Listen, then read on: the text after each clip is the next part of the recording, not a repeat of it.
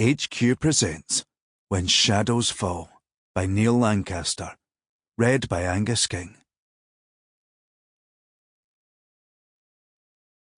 Dedicated with my deepest respect to all the men and women in the mountain rescue teams, Coast Guard search and rescue helicopter crews, and members of Police Scotland, who keep people safe on the Munros of Scotland. Your bravery never ceases to astound me. Chapter 1. Leanne Wilson could barely contain her excitement as she looked out of the window of her room at the Cluny Inn, a steaming cup of tea in her hand. The summer sun was only just emerging over the horizon, painting the sky a vivid crimson. The weather had been stunning all week, and today looked like it was going to be no different. She picked up her phone, opened the camera and took a selfie, her thumb extended as she grinned widely. She posted the picture on her Facebook page. Final cuppa before big ascent of Alchralig and Muach Frucore. This would be the 7th and final day of her Munro bagging holiday in the Highlands of Scotland, and she was looking forward to it hugely. It was a big day of climbing, including a difficult ridgeline. But the weather was looking utterly beautiful again, with a forecast of clear skies and light winds. The sunrise was quickly fading, as usual this far north, to be replaced with an ice-blue sky, and just a couple of lenticular clouds that hung like woolly flying saucers. Her phone beeped with a notification from Facebook. It was David, reacting to the post with a heart. A second later, a response flashed up. Have fun, babe. Leanne frowned and minimized the app, having no intention of reacting to her recently ex-boyfriend. Even now at 5 a.m, he was trying to get inside her head. Which was why she was here, ready to climb 2 Munros while he was no doubt about to get on a train for a day in London.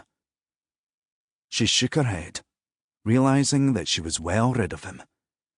He was a manipulative bastard, and this trip was her way of saying, "Fuck you, David, I don't need you."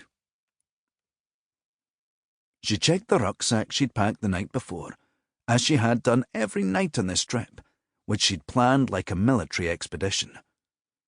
Then she pulled on her worn and scratched Mindel walking boots and laced them up, the leather almost caressing her feet, so perfectly worn inworthy. She stood up, feeling a swirl in her head as the blood whooshed. A final check of her gear, and she studied herself in the full-length mirror. In her expensive climbing gear and bandana-covered honey-blonde hair, she looked tanned, lean and fit, and much younger than her 40 years. All the gear, no idea, David would have scoffed. Well, she was showing him right now. She was out here, on her own and conquering Scotland. She gave herself a reassuring nod as she passed the mirror, picking up her walking poles, and set off out of the comfortable room, determination coursing through her veins. Then she headed towards the steep incline that led to the summit, over 1,000 metres up.